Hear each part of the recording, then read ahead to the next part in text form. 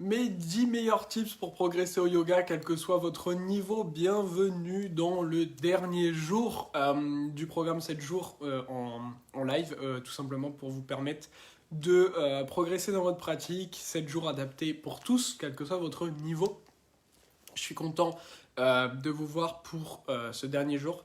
Je voulais commencer simplement ce dernier jour par remercier ma femme qui a été là pendant presque tous les jours avec moi et pour remercier tous ceux qui ont suivi ce programme de 7 jours. C'était cool de pouvoir tout simplement vous voir tous les soirs. Aujourd'hui, je vais vous donner mes 10 meilleurs tips pour vous permettre de progresser dans votre pratique du yoga. Et tout simplement, si vous avez des questions aussi qui viennent par rapport à ça, c'est le moment de me les poser tout simplement dans le chat. Je vous laisse tranquillement le temps à tous et à toutes d'arriver pour que je commence à vous donner mes tips.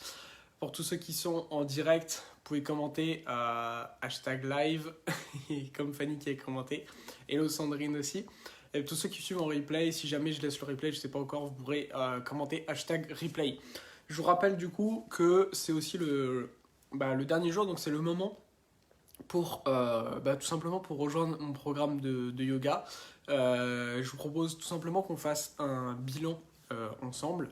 Ce bilan consiste à qu'on prenne un moment téléphonique pour faire le point sur votre situation actuelle, voir un petit peu où est-ce que vous en êtes d'un point de vue santé, bien-être au quotidien, où est-ce que vous en êtes dans votre pratique du yoga et fixer vos objectifs et tout simplement mettre en place les différentes choses et un plan d'action pour que vous puissiez atteindre vos objectifs. Donc c'est parti, je vais vous donner mes 10 meilleurs tips aujourd'hui. S'il y a des questions qui viennent, pour ceux qui sont en direct, vous pourrez les poser directement dans le chat tout simplement. Alors, premier tips, une pratique régulière de yoga. Donc si aujourd'hui vous avez envie de progresser, le truc super important c'est d'avoir une pratique régulière, d'accord ? Ça ne veut pas dire qu'il faut faire 1 heure de yoga tous les jours ou 2 heures de yoga tous les jours ou faire du yoga 6 fois par semaine, ça ne veut pas dire ça. Aujourd'hui, moi, la majorité des personnes que j'accompagne à travers mon programme en ont pour 2 heures maximum dans leur semaine, d'accord ? Ce qui est extrêmement peu, c'est des séances courtes. Globalement, des séances d'à peu près 30 minutes qui sont calables facilement dans votre agenda. Donc, vous n'êtes pas obligé de passer des heures et des heures tous les jours. Par contre, c'est important d'être régulier. Il vaut mieux que vous fassiez 10 minutes de yoga tous les jours plutôt qu'une fois 1 heure par semaine ou une fois 1 heure tous les 15 jours. Deuxième point, c'est important d'avoir une programmation de votre entraînement de yoga.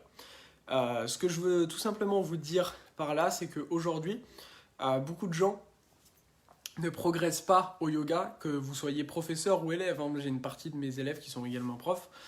Ne progressent pas ou progressent peu parce que en fait ce qui se passe au yoga souvent c'est que ça soit en distanciel comme là ou en physique, on va faire un cours de yoga vinyasa comme ça, puis un cours de ça, puis ça peut être que des cours de vinyasa mais il n'y a pas vraiment de but. Et en fait, moi, ce qui fait aussi la différence de mon travail par rapport à d'autres cours que vous pouvez retrouver ailleurs, c'est que j'amène un réel plan de progression par rapport à votre niveau et vers ce vers quoi vous voulez aller, en fait. Et cette progression, c'est ça qui va vous permettre d'avoir vos résultats. Alors, vous pouvez suivre une progression que je peux vous mettre en place, ou alors suivre une progression, vous la faites par vous-même. Mais voilà, c'est hyper important d'avoir une progression et de voir ça un petit peu comme un entraînement sportif, dans le sens que aujourd'hui, par exemple, si vous avez envie de courir un marathon, vous ne pouvez pas vous dire je vais courir de temps en temps et puis espérer faire un marathon, surtout si vous avez envie de faire un temps particulier avec votre marathon. Non, vous avez besoin de prévoir ça. Si vous voulez vraiment progresser au yoga, c'est ça qu'on va faire aussi, c'est la même chose. On va programmer un peu vos différentes séances avec un réel suivi pour atteindre vos objectifs. Troisième point sur 10, c'est ne pas se disperser. Okay, c'est important de ne pas se disperser. C'est-à-dire que aujourd'hui, alors certes, quand on va faire des séances de yoga, on va progresser sur plein de points. On va travailler à la fois la détente, on va se renforcer, on va travailler notre souplesse. Il y a plein de choses qui vont se passer. Par contre, c'est important de ne pas trop se disperser. C'est-à-dire que aujourd'hui, si vous faites un cours de yoga vinyasa donc dynamique et que demain vous voulez faire un cours beaucoup plus porté sur la méditation, qu'en même temps vous avez envie de faire le grand écart et en même temps vous voulez faire des super équilibres. On peut pas tout faire en même temps, c'est pas possible. Donc c'est important de ne pas trop se disperser. Et par exemple, moi cette année j'avais envie de vraiment progresser sur l'handstand, l'équilibre sur les mains. Donc j'ai vraiment travaillé dessus et je me suis focalisé ma pratique en grande partie autour de ça. Et peut-être que, je sais pas, peut-être que l'année prochaine j'aurai envie d'apprendre le grand écart et dans ces cas-là je vais travailler plus sur le grand écart. Mais c'est important que vous fassiez pareil, en fait, de pas trop vous disperser. Dans tous les cas, on va avoir plein d'effets bénéfiques, d'accord? Mais c'est important de pas trop se disperser non plus. Ensuite, quatrième point, il faut trouver vraiment une pratique qui vous plaît. Pour que vous arriviez justement à pas vous disperser, que vous arriviez à avoir une pratique régulière, c'est important de trouver quelque chose qui vous plaît, d'accord?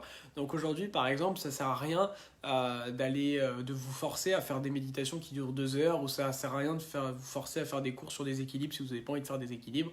C'est important aujourd'hui de trouver quelque chose qui vous plaît. Dans ces cas-là, j'ai même fait une vidéo sur YouTube sur le sujet, mais c'est important de trouver un style et une pratique de yoga qui vous plaît. Aujourd'hui, j'imagine que si vous regardez ce live, que vous êtes dans le groupe, que vous me suivez depuis un moment, c'est que l'approche que je vous amène vous plaît. Dans ces cas-là, je vous encourage à me contacter après pour potentiellement rejoindre mon programme si ça vous convient et si moi j'estime que je peux vous aider. Mais c'est important de trouver quelque chose qui vous plaît, d'accord? Aujourd'hui, moi par exemple dans mon programme, il y a un petit peu de méditation et un petit peu aussi de pranayama, mais ça reste pas énorme en termes de quantité. On est vraiment plus sur une pratique physique du yoga. Si vous avez envie d'être sur un aspect qui va être beaucoup plus sur les mantras, qui va être beaucoup plus sur la méditation, dans ces cas-là, il vaut mieux aller trouver une pratique qui va être dédiée à ça. D'accord? C'est important de trouver quelque chose qui vous plaît, c'est ça qui est primordial aussi. Cinquième point, fixer une direction et pas un objectif. Ça, c'est un point qui est aussi important selon moi. Au yoga, on essaye de pas trop, enfin, idéalement, c'est bien de pas trop se fixer des objectifs parce qu'on risque d'être frustré. Notamment sur des points où on ne maîtrise pas tout. Par exemple, si vous avez envie de faire un handstand ou si vous avez envie de faire le grand écart, je reviens sur ces 2 points parce que c'est facilement compréhensible. Faut pas vous dire, ok, là, on est le 10 novembre, là, il faut que le 31 décembre, pour le 1er janvier, j'ai mon grand écart ou j'ai mon handstand, parce que vous avez plus de chances de vous frustrer qu'autre chose. Ça dépend de plein de facteurs. D'accord? Donc visez plus le fait de ok, je sais que j'ai envie d'atteindre mon handstand, donc je vais mettre en place des choses pour y arriver et fixer cette direction, mais pas se fixer absolument cet objectif d'y arriver avec une date, etc. parce que ça risque d'être plus frustrant et vous mettre plus la pression qu'autre chose. Ensuite, 6e point, être engagé avec une communauté. Donc par exemple, comme on a là ensemble la communauté sur le groupe, ou alors encore plus intimiste avec le groupe privé pour les membres de mon programme, où là-dessus aussi ils postent, il y a beaucoup d'interactions, des échanges, et c'est ce qui est le mieux en fait, c'est d'avoir une communauté, alors que ça soit là ou que ça soit dans une salle de yoga ou autre. Après le problème c'est que dans les salles de yoga, imaginez que vous faites un cours par semaine, souvent vous y allez, vous n'avez pas trop le temps forcément d'échanger avec les gens, et ça reste relativement faible, alors que là justement on a la puissance qu'on puisse se voir tous les jours. Donc c'est ça qui marche aussi, c'est trouver vraiment une communauté pour vous aider à rester bien motivé dans votre pratique. C'est quelque chose qui va vous permettre de progresser. Ensuite, 7e point, j'ai noté avoir une bonne hygiène de vie si vous souhaitez progresser au yoga. C'est très très important d'avoir une bonne hygiène de vie aujourd'hui. C'est-à-dire que je ne vous demande pas d'être 100% parfait, je suis très loin d'être parfait également. Voilà, j'aime bien manger des desserts, j'aime bien manger pas que des trucs 100% sains pour la santé. Je m'endors pas systématiquement à la même heure, etc. Mais j'essaie quand même relativement d'avoir un mode de vie le plus sain possible. Hello Virginie. C'est important de garder ce mode de vie sain si vous souhaitez progresser, tout simplement aussi pour la santé de votre corps, parce que si vous dormez pas ou quasiment pas, que vous mangez que des aliments qui vont être mauvais pour votre système, c'est ça aussi qui va faire que vos articulations, vous allez avoir des douleurs, etc. C'est important globalement d'avoir une bonne hygiène de vie si vous souhaitez continuer à progresser sur le long terme et à pratiquer sur le long terme. Hello Eve, bonsoir. Ensuite, 8e point, j'ai noté que ce qui va être important pour que vous puissiez progresser, c'est d'avoir un coaching, de suivre un programme qui va être fait pour vous. Et ça, c'est valable à tous les niveaux. Moi-même, j'achète régulièrement des programmes, je suis plein de choses, je continue tout le temps à me former pour apprendre plein de choses et vous donner encore plus de choses et moi progresser dans ma pratique. C'est valable à tous les niveaux. Voilà, donc moi je coach, j'amène des suivis personnalisés et j'ai un programme de yoga que vous connaissez sûrement maintenant chez Yoga Balance. C'est là qu'à chaque fois je vous mets les témoignages de mes élèves.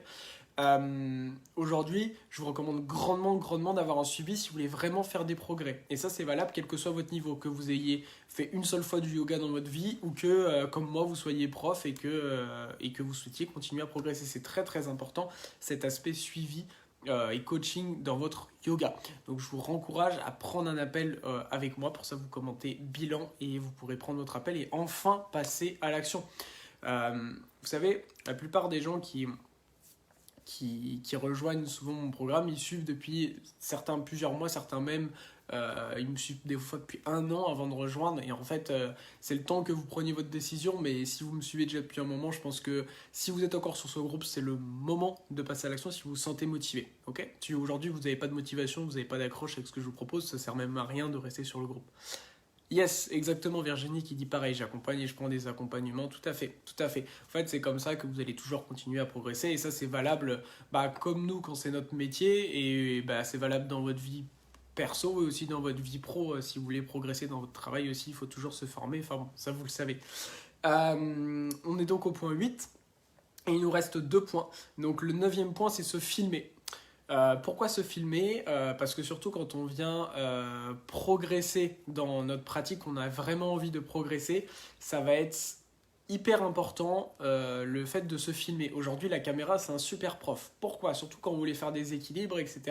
Le fait de vous filmer, vous allez pouvoir voir ce qui se passe. Parce que souvent, quand on fait des choses, on croit les faire d'une certaine manière et après on se filme et si on se voit, on ne sait pas comme on pensait.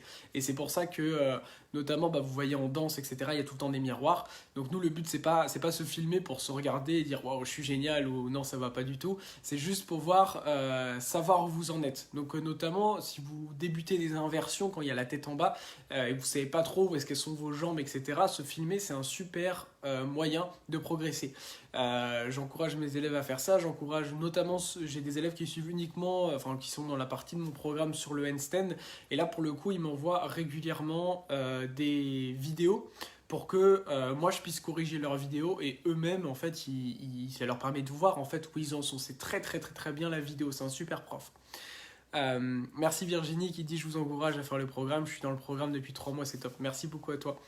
Et on a Fanny aussi qui dit complètement d'accord avec toi, je vous forme et je continue à me former. Tout à fait, c'est très important que vous continuez toujours à apprendre. C'est pour ça que pour progresser au yoga, je vous recommande grandement de suivre un programme. Ça peut être le mien, ça peut être autre chose, peu importe, mais suivez quelque chose qui vous plaît et ça va vous aider aussi à garder cette motivation. Souvent, ce qui vous manque pour le passage à l'action, c'est la motivation. Vous êtes sur mon groupe, vous êtes autre chose, autre part, vous regardez des vidéos, mais vous n'arrivez pas à vous y tenir. Et le fait d'avoir un programme, déjà vous êtes engagé vis-à-vis de ce programme, engagé d'un point de vue aussi financier, engagé d'un point de vue ok, je dois faire ce programme. Donc déjà, vous n'avez pas la question à vous poser de quand est-ce que je fais quoi. Là, vous avez juste à suivre. Et en plus de ça, le fait de suivre un programme, c'est ça aussi qui va vous permettre d'avoir cette motivation parce que notamment quand il y a une communauté derrière, donc comme ce que je fais avec le groupe pour les membres de mon programme, ils voient machin il a fait sa séance et moi aussi il faudrait que je la fasse et ça permet aussi de vous aider à bien rester motivé au quotidien. Donc 9e outil, la caméra, comme je disais. Et dernier outil, j'ai noté avoir un bon matériel. Moi, j'avais créé mes tapis de yoga, mes briques. C'est quelque chose dont je vous parle jamais parce que j'ai pas trop le temps de m'en occuper. Mais sachez que c'est important ça va être important de tout simplement d'avoir un bon matériel de yoga. Si vous glissez sur votre tapis, ça va être compliqué. Les briques, c'est aussi super utile. Moi, je les utilise tout le temps. Ça vous permet de faciliter des postures comme les rendre plus difficiles, mais les briques, c'est vraiment génial. Donc, je vais récapituler les 10 points. Si vous avez des questions, n'hésitez pas à me les poser. Mais en tout cas, merci pour ceux qui ont suivi le live en direct et je vous encourage vraiment maintenant à prendre votre rendez-vous. Alors, je vais récapituler les 10 points. Premier point, une pratique de yoga régulière, c'est extrêmement important pour progresser. Encore une fois, il n'y a pas besoin d'y passer des heures, mais le fait de pratiquer régulièrement, c'est ça qui va vous aider à progresser. Ensuite, avoir une programmation de son entraînement. Donc comme je vous l'ai dit, voir ça un peu comme un vrai sport en termes de progression et pas aller faire des cours au hasard parce que vous allez progresser mais plus lentement. Troisième point, ne pas se disperser et pas avoir 40 objectifs à la fois. Vous connaissez ça, quand on est moyen partout, on est bon nulle part. Donc c'est important de se focaliser un peu plus sur quelque chose. Quatrième point, trouver une pratique qui vous plaît. C'est extrêmement important de trouver quelque chose qui vous convient et qui vous plaît. Cinquième point, fixer une direction et non un objectif. Donc aller progresser vers plus de force, vers plus de souplesse, vers moins de stress, mais pas se fixer, ok, telle date, il faut que je fasse telle posture, etc. Sinon vous allez être plus stressé qu'autre chose et ça va pas être sain pour vous.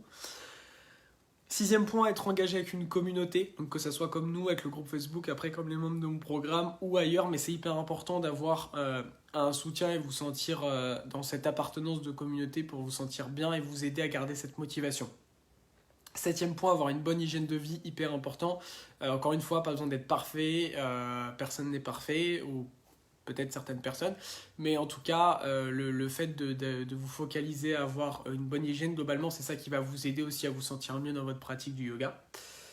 Huitième point, avoir un coaching à tous les niveaux, que vous soyez débutant comme avancé. Une bonne partie de mes élèves sont avancés, j'ai aussi une partie de mes élèves qui sont débutants, d'autres qui sont profs, peu importe, mais l'important c'est d'avoir toujours continué à apprendre et à progresser, à vous former. Neuvième point, vous filmer, parce que la caméra, c'est un super outil, la caméra, pour tout simplement voir concrètement comment vous êtes dans vos postures. Donc là, c'est un super outil, à la fois pour mes élèves, comme je vous l'ai dit, c'est un bon outil pour eux pour voir où ils en sont, et quand ils m'envoient leurs vidéos, pour moi, pour corriger. Et dixième point, avoir globalement du matériel de yoga correct pour pas glisser et pratiquer tout en sécurité. Voilà. Bah écoutez, je vous laisse encore quelques instants si jamais vous avez des questions. Encore merci d'avoir été là tout au long de ces 7 jours. Je remercie encore fortement ma femme d'avoir été là sur les 5 premiers jours. C'était un plaisir de vous voir. Merci à ceux qui étaient là sur le live. Merci pour vos commentaires. Et on se retrouve rapidement sur le groupe. J'ai vu aussi que vous étiez bien motivés pour les recettes. Donc il y en a pas mal qui ont répondu, ceux qui ne sont pas encore dans le programme. Donc sachez que les recettes, c'est juste pour les membres de mon programme de yoga. C'est pas pour ce groupe-là gratuit. Mais voilà, il y a des recettes, il y a des choses qui se mettent en place.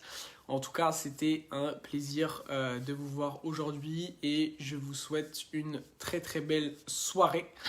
Namasté.